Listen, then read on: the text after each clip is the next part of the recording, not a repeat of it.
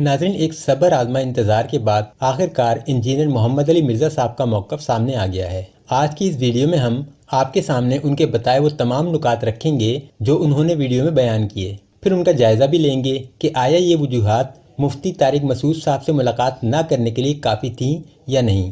پہلے تھوڑا سا پس منظر سن لیں کہ انجینئر محمد علی مرزا صاحب نے مفتی طارق مسعود صاحب کو چیلنج کر رکھا تھا کہ آپ آئیں اور آ کر ہم سے المحنت علی المفنت پر بات کریں۔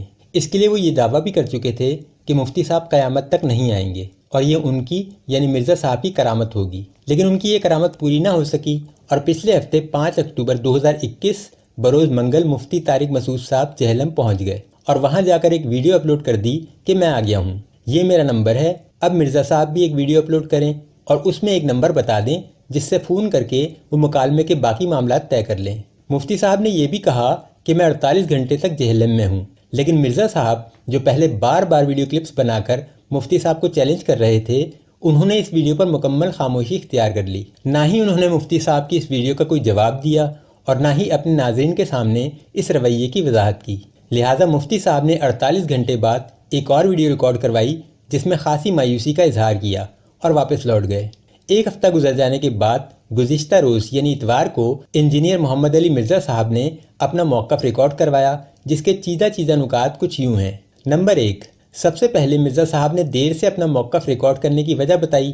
ان کا کہنا تھا کہ ان پر 3 مرتبہ قاتلانہ حملہ ہوا اور یہ ان کی زندگی کے سب سے بڑے واقعات تھے، لیکن اس کے باوجود انہوں نے ان واقعات پر اتوار سے پہلے کبھی اپنا موقف ریکارڈ نہیں کروایا۔ لہٰذا مفتی صاحب نے جان بوجھ کر منگل کا دن چنا تاکہ مرزا صاحب اتوار تک جواب ہی نہ دے سکیں۔ اب یہ میرے نزدیک کافی کمزور تعویل ہے۔ مرزا صاحب نے یہ بھی بیان کیا کہ اتنا آسان شکار ہمارے ہاتھ سے نکل گیا، حالانکہ بات یہاں ختم نہیں ہوتی، کیونکہ اس ایک ہفتے میں مرزا صاحب نے اس آسان شکار کے ساتھ ساتھ اپنے لاکھوں چاہنے والوں کو بھی خاصا مایوس کیا۔ مرزا صاحب کوئی کبھی خوشی کبھی غم کے امیتابھ بچن تو تھے نہیں کہ اپنی اتوار کو ہی بیان ریکارڈ کروانے والی پرمپرا کو توڑ نہیں سکتے تھے۔ ایک طویل عرصے سے آپ دونوں علماء نے سوشل میڈیا پر ایک طوفان برپا کر رکھا تھا کہ مفتی صاحب آئیں، مفتی صاحب آئیں۔ جب وہ آئے تو آپ کی پرمپرا آڑے آ گئی۔ پھر ایک کمزور دلیل یہ بھی استعمال کی کہ ہماری ایک ٹیم ہے جو ویڈیو بناتی ہے، وہ صرف اتوار کو دستیاب ہوتی ہے۔ سر، بچہ یوٹیوب پر اپنے موبائل سے ویڈیو بنا کر اپلوڈ کر رہا ہے، آپ انجینئر ہیں اور آپ کو ایک 5 منٹ کا کلپ ریکارڈ کروانے کے لیے ٹیم درکار تھی، تو یہ عذر تو انتہائی کمزور ہے۔ نمبر 2، دوسری بات مرزا صاحب نے یہ کی کہ مفتی صاحب کو ویڈیو بنانے کی ضرورت نہیں تھی، وہ ڈائریکٹ آ سکتے تھے، ان کے پاس ہمارا نمبر تھا۔ پھر انہوں نے مثال پیش کی کہ حمزہ علی عباسی اور غامدی صاحب کے داماد بھی اسی دن تشریف لائے تھے اور وہ بغیر بتائے ہی آ گئے تھے۔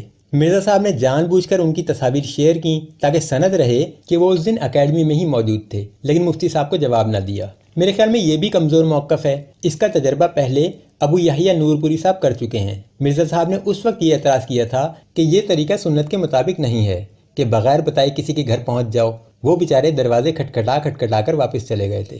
نمبر 3، تیسری وجہ مرزا صاحب نے یہ بتائی کہ مفتی صاحب اپنے ساتھ دیگر مولوی صاحبان کو بھی لے کر آ گئے تھے، جن میں ایک جہلم کے بھی تھے، جبکہ مفتی صاحب کو اکیلے بلوایا گیا تھا۔ زیادہ سے زیادہ ایک کیمرہ مین کو ساتھ لانے کی اجازت تھی۔ میرے خیال میں اگر مرزا صاحب مفتی صاحب سے رابطہ قائم کرتے اور ان سے یہ بات کہتے کہ بھئی آپ کی اور میری بات ہونی ہے، کوئی تیسرا شخص مداخلت نہیں کرے گا، تو شاید بلکہ یقیناً مفتی صاحب مان جاتے، یعنی یہ وہ معاملات تھے جو بات کر کے طے کیے جا سکتے تھے۔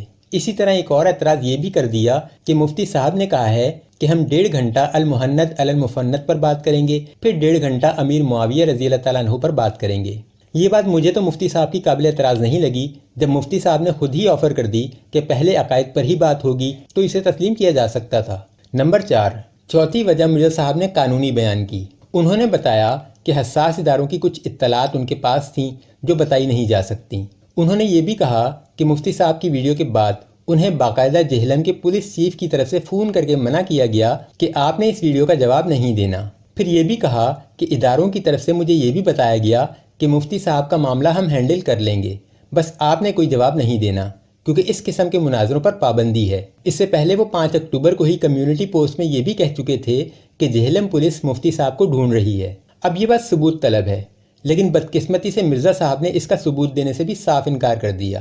سب سے پہلے تو یہ سمجھ لیں کہ نہ تو مفتی طارق مسعود صاحب کوئی ایسی چھوٹی ہستی ہیں کہ جنہیں اتنی آسانی سے پولیس پکڑ کر لے جائے، نہ ہی انجینئر محمد علی مرزا صاحب۔ ان دونوں صاحبان کا شمار ملک کی نامور ہستیوں میں ہوتا ہے۔ ان کی گرفتاری کی خبر ملک بھر کے لیے بریکنگ نیوز ہوتی، اور اس کام کے لیے پولیس کو ایک انتہائی مضبوط کیس درکار تھا۔ فرض کریں کہ پولیس ان میں سے کسی ایک کو گرفتار کر لیتی اور بعد میں دونوں صاحبان مکر جاتے کہ ہمارا مقصد تو محض بیٹھ کر بات کرنا تھا، جو کہ سچ بھی ہے، تو پولیس کو لینے کے دینے پڑ جاتے۔ اور مفتی طارق مسعود صاحب ایسے کوئی گمنام شخص نہیں ہیں جنہیں جہلم جیسے چھوٹے شہر میں پولیس ڈھونڈتی رہی اور ڈھونڈ نہ سکی۔ یہ تو اتنے مشہور ہیں کہ جہاں سے گزریں گے لوگ انگلیاں اٹھا اٹھا کر کہیں گے کہ مفتی طارق مسعود صاحب جا رہے ہیں۔ ایسے شخص کو ڈھونڈنا پولیس کے لیے مشکل کام نہیں ہوتا۔ تو یہ تو بہت ہی کمزور موقف ہے۔ اگر انجینئر صاحب چاہتے تو خوشگوار ماحول میں مفتی صاحب کو بلوا بھی سکتے تھے اور بات بھی ہو سکتی تھی۔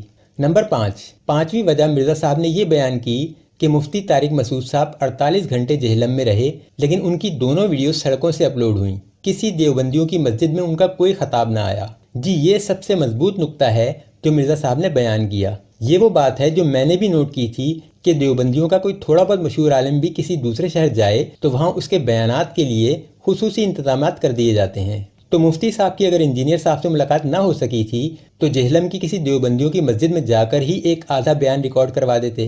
ایسا کیوں نہ کیا؟ اس کی وجہ مفتی صاحب کو لازماً بتانی چاہیے۔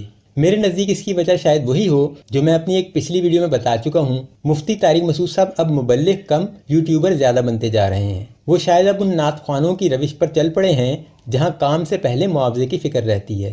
نمبر 6، اس کے بعد مرزا صاحب نے دوبارہ چیلنج کیا کہ مفتی طارق مسعود صاحب، مفتی تقی عثمانی صاحب اور طاہر اشرفی صاحب میرے ساتھ کسی بھی چینل پر بیٹھ جائیں تو میں اکیلا دیوبندیت کو دفن کر دوں گا، جنازہ اٹھ جائے گا وغیرہ وغیرہ۔ میرے خیال میں یہ وہ مکہ ہے جو مرزا صاحب کو جنگ کے بعد یاد آیا ہے۔ آپ اگر اپنی اتوار والی پرمپرا پر کمپرومائز کر لیتے تو دیوبندیت کا جنازہ پچھلے ہفتے ہی پڑھایا جا سکتا تھا۔ اب ہندی فلم گھاتک کے کاشیناتھ کی طرح مکے لہرا لہرا کر کہنا کہ ساتوں کو ساتھ ماروں گا، اس کا کوئی فائدہ نہیں۔